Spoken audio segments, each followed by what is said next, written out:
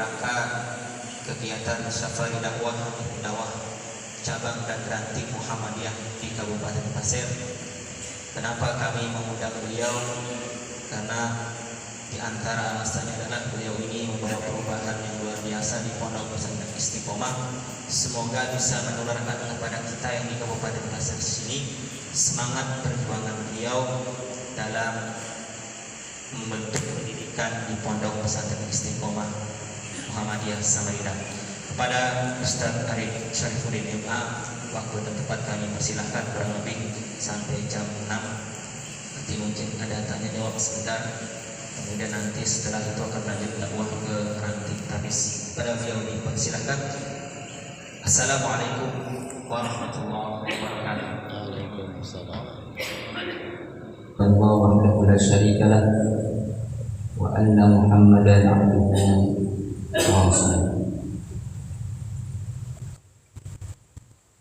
Jamaah sekalian yang dirahmati oleh Allah Subhanahu wa taala, malam kemarin kita sudah sedikit membuka wawasan kita terkait dengan masa konsep yang salah satunya adalah konsep agama, konsep ibadah, kemudian konsep sabriyah dan qiyas. Untuk pada kesempatan ini saya akan menyampaikan sabriyah dan qiyas. Ketika kemarin saya ulas terkait dengan jika kita berbicara ayat besi, maka Muhammadiyah berbicara ayat higienis, ayat yang suci, ayat yang terbebas dari kuman, virus dan lain-lain. Jika usaha-usaha untuk mendapatkan ayat itu adalah bentuk ijtihad, maka cara-caranya untuk mendapatkan itu adalah bentuk daripada kesungguhan, dan insya Allah kita berkeyakinan itu menjadi ibadah.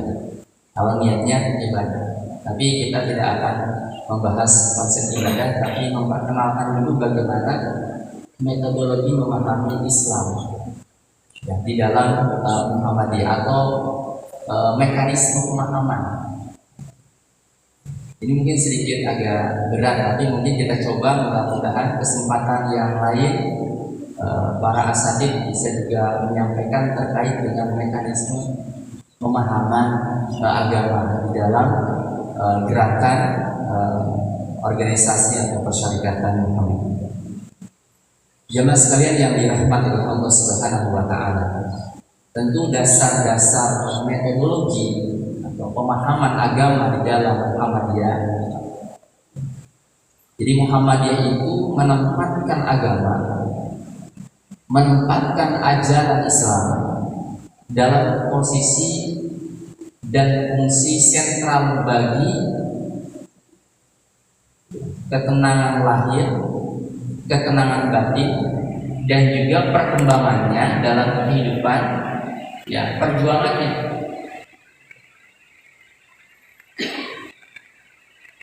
Karena ajaran Islam itu adalah ajaran yang diturunkan oleh Allah Subhanahu wa taala kepada Nabi Muhammad SAW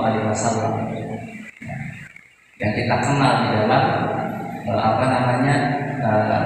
di dalam prophet. Kemudian untuk apa? Ya untuk salah satunya adalah lisholahil ibad dunyahu wa ukhrohum, untuk kebaikan, kemaslahatan hamba-hambanya di dunia dan juga di akhirat. Jadi prinsip-prinsip ajaran Islam itu adalah salah satunya adalah untuk mencapai kebahagiaan seorang hamba di dunia dan di akhirat. Ini prinsip dasar. Ketika kita berbicara kemarin tentang keelokan dan keindahan Islam, maka kita hari ini ya sedikit banyak juga tidak melihat keelokan, keindahan akhlak Islam itu, karena memang ya umat Islam masih ada yang belum paham terkait dengan ajaran ini. Maka dakwah itu terus, karena perjuangan dakwah itu terus dan generasi itu terus berganti. Maka tidak ada yang namanya berhenti dari dakwah ini. Dan kita juga tidak boleh lagi sekarang abu-abu dalam berdakwah. Karena kalau abu-abu dalam berdakwah, justru kita tidak memiliki identitas. Bukan hanya membesarkan Muhammadiyah, tentunya kita membesarkan Islam. Inilah konsep-konsep kami. Orang-orang liberal saja dia mampu untuk memperlihatkan kebesarannya yang kecil itu, apalagi yang organisasinya besar dan memiliki ya konsep-konsep berkemajuan. Tentu adanya Muhammadiyah yang kemudian menjadi persyaratan yang beridentitas sebagai gerakan Islam atau gerakan dakwah Islam, amar ma'ruf nahi munkar, dan gerakan tajdid. Ini merupakan ya hasil pemikiran awal, yaitu Kiai Ahmad Dahlan dalam memahami konsep ajaran agama Islam yang kemudian oleh beliau dihayati dan diamalkan dalam kehidupan. Dan kita sebagai ya, simpatisan, anggota pimpinan, maka kita juga wajib adanya menghayati dan mengamalkan. Jangan sampai sudah lama di Muhammadiyah menyerang Muhammadiyah. Nah, ini menjadi masalah. Kenapa? Karena tidak menghayati ajaran pemikiran-pemikiran.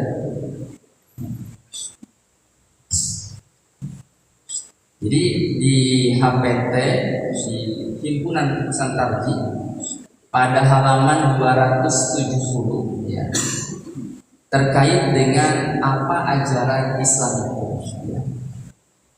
Yang kita kenal adalah ad-dinu wa ma syara'allahu min lisani anbiya'ihi minal awamiri wan nawahi lis-salahi ukhrahu dunyahu wa ukhrahu. Itu konsepnya.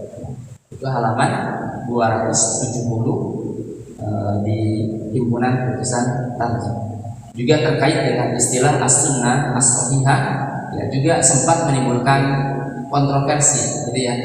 Karena di Pesan Tarji adalah as-sunnah as-sahihah. Berarti kalau hadis ahad, nah, dulu kan juga sempat gempar juga Muhammadiyah menolak hadis ahad, termasuk hadisnya innamal a'malu binniyat begitu ya. Nah, sekarang diubah yaitu konsepnya adalah as-sunnah as-sahihah al-maqbulah gitu ya. Seperti itu. Jadi kontroversi di Himpunan Tarji ini sudah clear gitu ya. Nah, karena dengan istilah itu mengakibatkan sebagian ulama tarji ya tidak mau menggunakan hadis yang tidak sahih gitu. Ulama tradisional tidak mau menggunakan hadis yang sahih. Padahal dia ada hadis yang hasan, kemudian hadis yang saling menguatkan satu dengan yang lain, kemudian derajatnya menjadi hasan, bahkan menjadi hasan sahih. Baik. Kemudian agama Islam adalah dalam arti sempit. Ya, tentu kita kenal tadi sudah saya sampaikan ad-dinul islami alladzi ja'a bihi Muhammad sallallahu alaihi wasallam huwa ma anzalallahu fil qur'ani wa ma ja'a bihi sunnatis sahihah ay.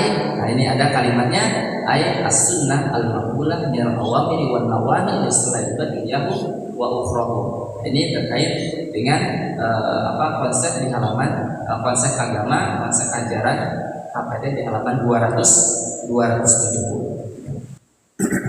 Kemudian bagaimana prinsip-prinsip pemahaman ajaran ini? Yang pertama adalah dasar agama, dasar ajaran Islam itu adalah hubungan antara akal dan wahyu. Hubungan antara akal dan wahyu. Nah, ketika kita berbicara tentang akal, maka Islam sudah memandang bahwa akal itu harus dijaga. Karena akal itu bisa liar, dan akal itu bisa menyimpulkan apa yang dia lihat, apa yang dia rasa, apa yang dia pegang, apa yang menjadi kesimpulan daripada akal itu. Maka akal itu harus senantiasa ya di atasnya adalah wahyu. Ya. Ketika akal tidak mampu untuk menyimpulkan, maka wahyu menjadi standar ya keyakinan kita. Karena Al-Quran, As-Sunnah adalah posisi berada dalam posisi hierarkisnya di atas begitu, kemudian ke bawah. Jadi semakin ke atas semakin mengkerucut Al-Quran, As-Sunnah, ke bawahnya asar dan seterusnya qaul ulama dan kitab-kitab yang bisa jadi pedoman kita dalam melihat, kemudian nanti bisa menyimpulkan dari berbagai literasi yang ada dan dikembangkan. Di dalam naskah matan keyakinan dan cita-cita hidup ya, Muhammadiyah ditegaskan bahwa dasar agama Islam itu adalah Al-Quran, yakni kitabullah yang ditujukan kepada Nabi Muhammad SAW. Kemudian As-Sunnah yakni penjelasan dan pelaksanaan Al-Quran atau ajaran Al-Quran, ajaran Islam yang diberikan oleh Nabi Muhammad SAW dengan menggunakan akal pikiran sesuai dengan jiwa dan ajaran Islam. Nah, ketika kita berbicara tentang wahyu dan Al-Quran, maka kita berbicara tentang mutlak, berbicara dengan universal. Ya.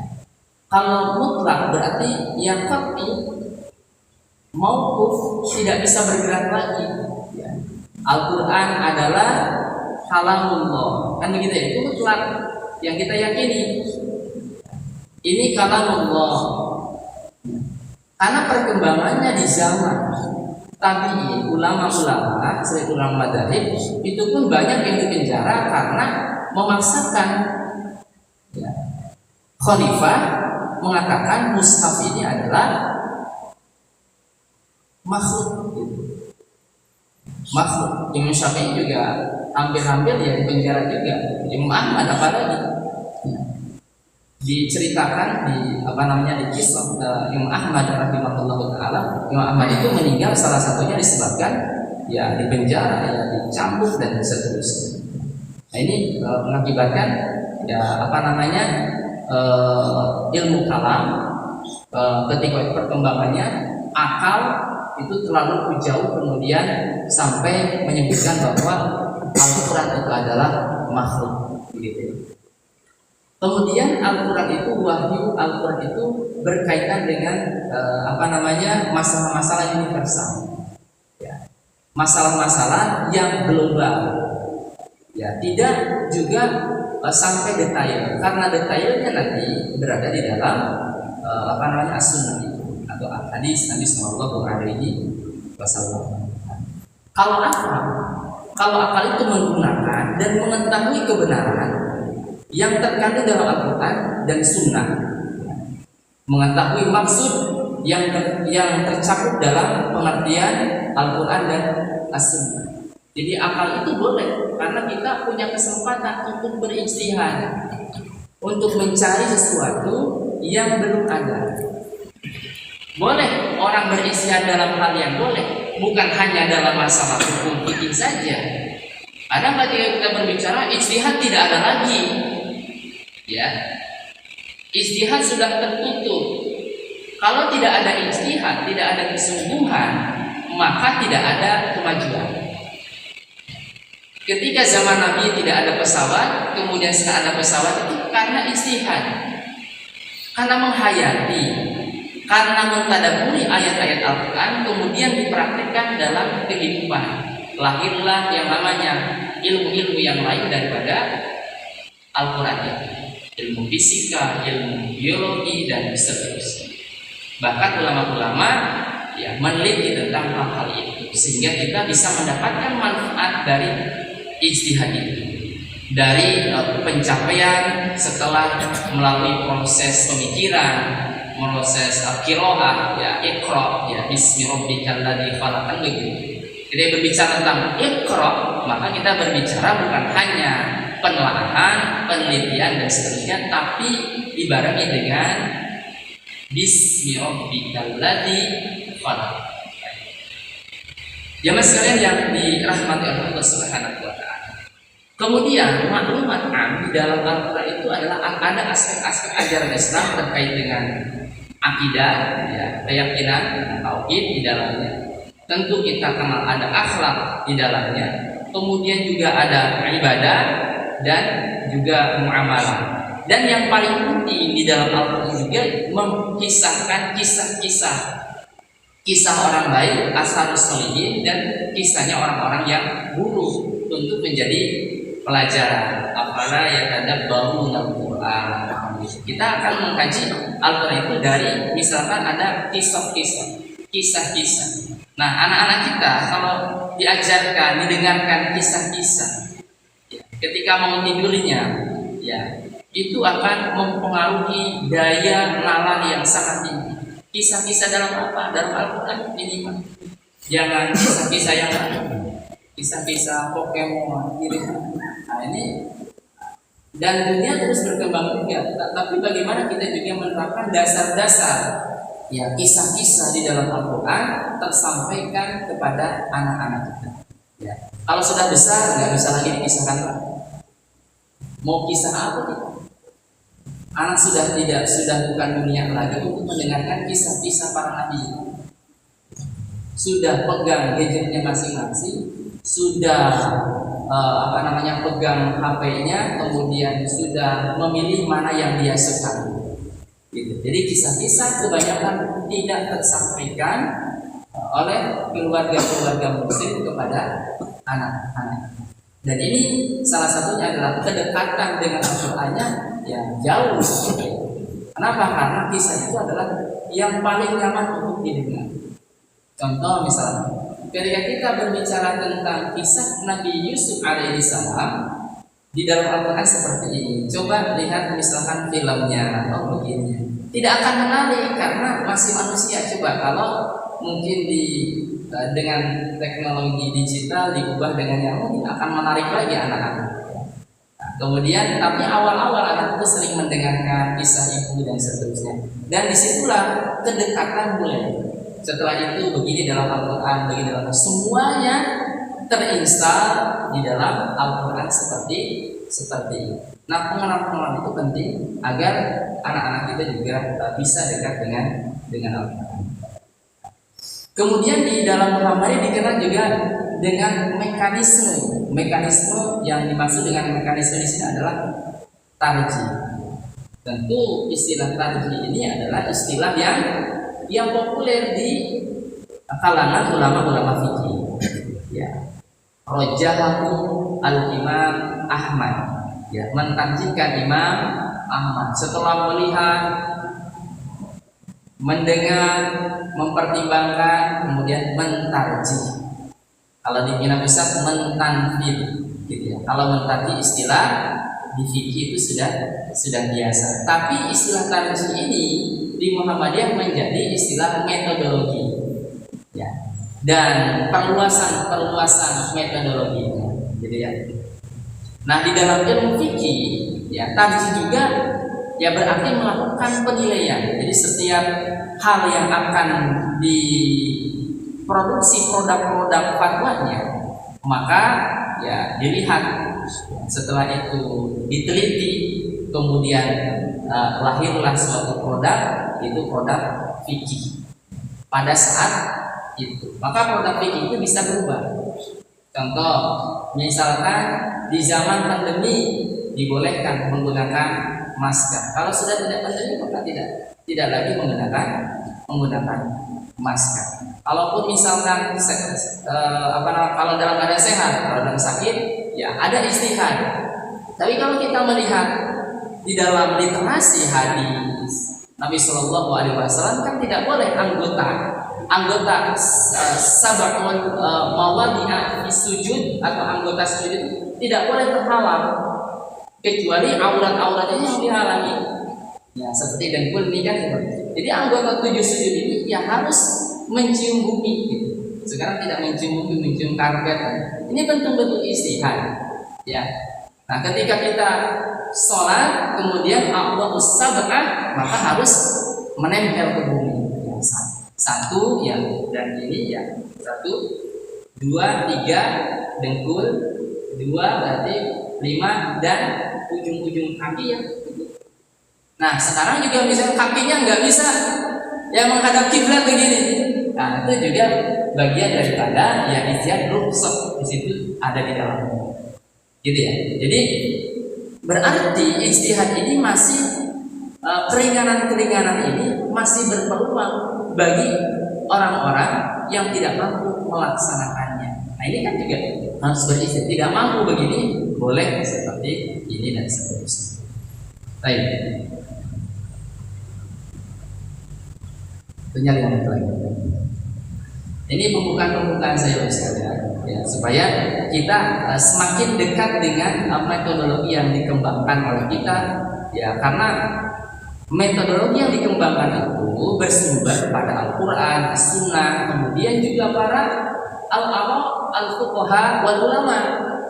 Bukan hanya tidak memikirkan al-ulama atau namanya al-madahib al-arba yang masyhur ya, yang kita kenal hari ini, tapi juga banyak di zaman itu juga mazhab-mazhab yang lain seperti itu. Nah, dikembangkanlah literasinya, kemudian kita meyakini ini metodologi atau manhaj yang bisa kita lakukan untuk membuat bagaimana Islam ini maju gitu.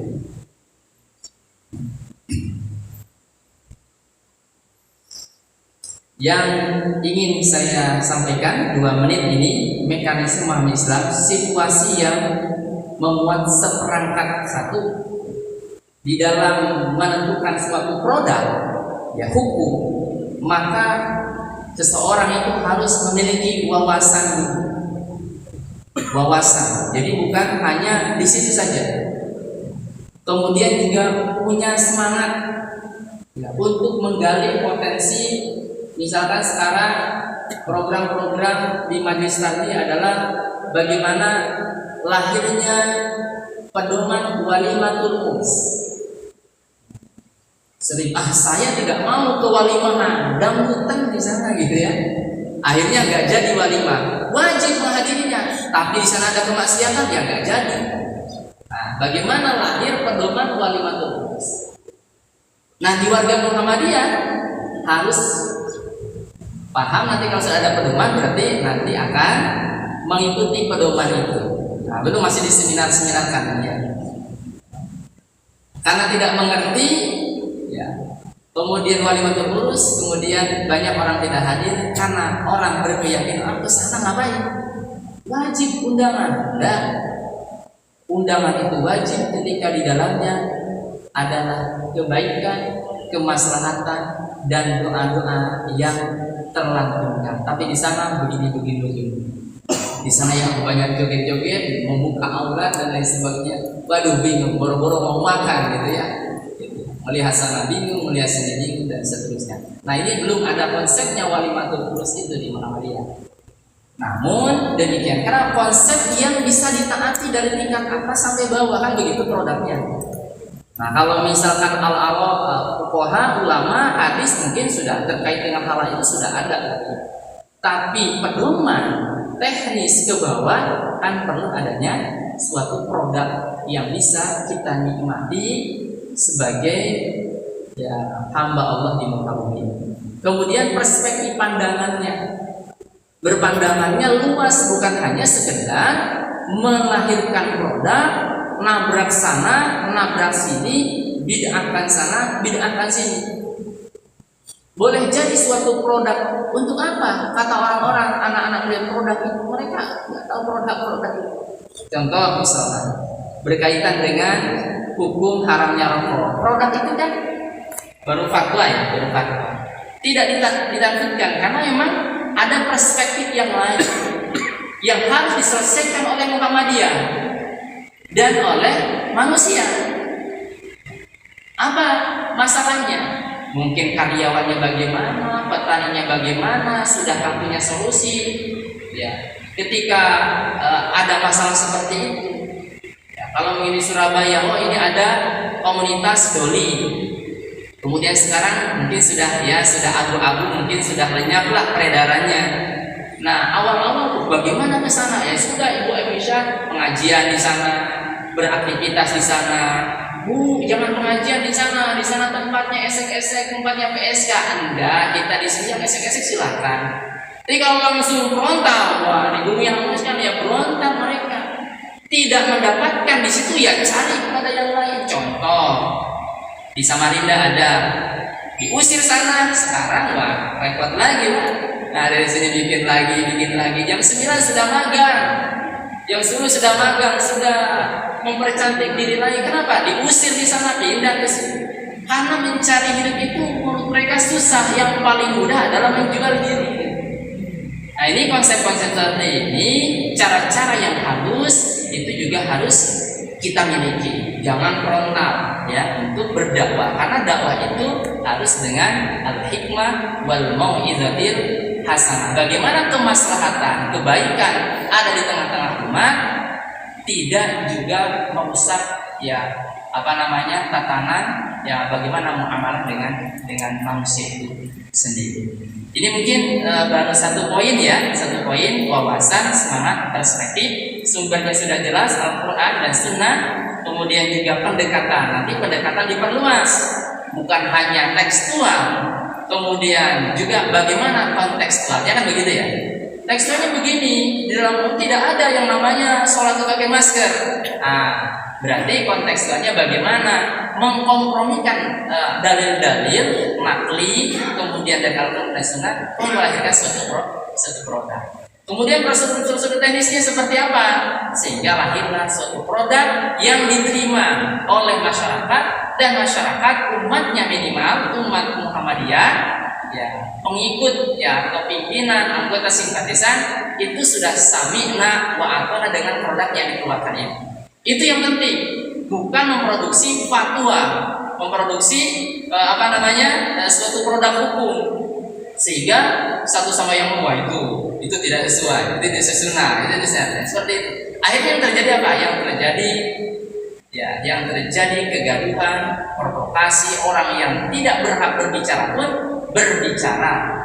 Ya, salah satunya adalah kasus ya kemarin media sosial, wah hisab begini, ru'yat begini. Jadi ya metodologi yang belum.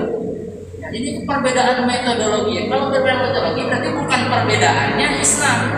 Perbedaan metodologi, cara pandang yang berbeda, hasilnya pun berbeda. Seperti itu.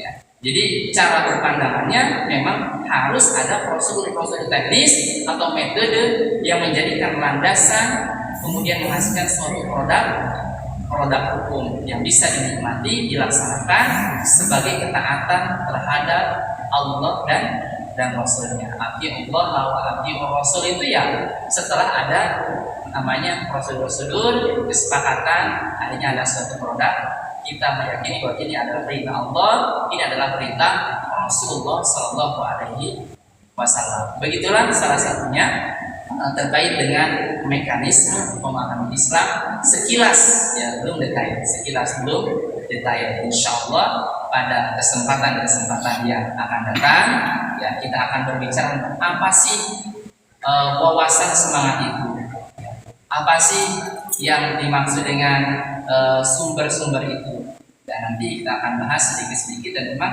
panjang waktunya. Mudah-mudahan bermanfaat bagi pribadi dan jamaah sekalian. Jika ada kata-kata yang kurang berkenan, mohon maaf, ini baru pembukaan dari mulai Masalah Khamsah, kemudian ini masuk ke kias yang lainnya tidak saya baca, dan pun ya kalau di PRM-nya Tanah Merah ya setiap bulan saya menulis, ya setiap bulan, karena kalau harus tarjih lagi ini berat gitu, yang lain seperti itu. Di Anggana juga 1 bulan sekali, di PRM Zaman juga sebulan sekali seperti itu. Jadi kalau, dan sebetulnya malam ini adalah jadwal saya di pimpinan di Nurul Zaman di Purwabaku Jalan Jakarta. Tadi saya isi dulu. Mudah-mudahan mohon doanya hari ini saya pulang kan, besok sudah berangkat lagi insya Allah, karena diminta untuk mengikuti pelantikan pimpinan pusat forum guru Muhammadiyah di Yogyakarta, di SMA Muhammadiyah 1 Yogyakarta. Semoga Allah Subhanahu wa taala menjadikan majlis ini menjadi wasilah kita mendapatkan syafaat Rasulullah sallallahu alaihi wasallam, dan kita bisa dipertemukan oleh Allah di surganya Al-Firdaus Al-A'la. Hadallahu alaikum ajma'in. Wassalamualaikum warahmatullahi wabarakatuh.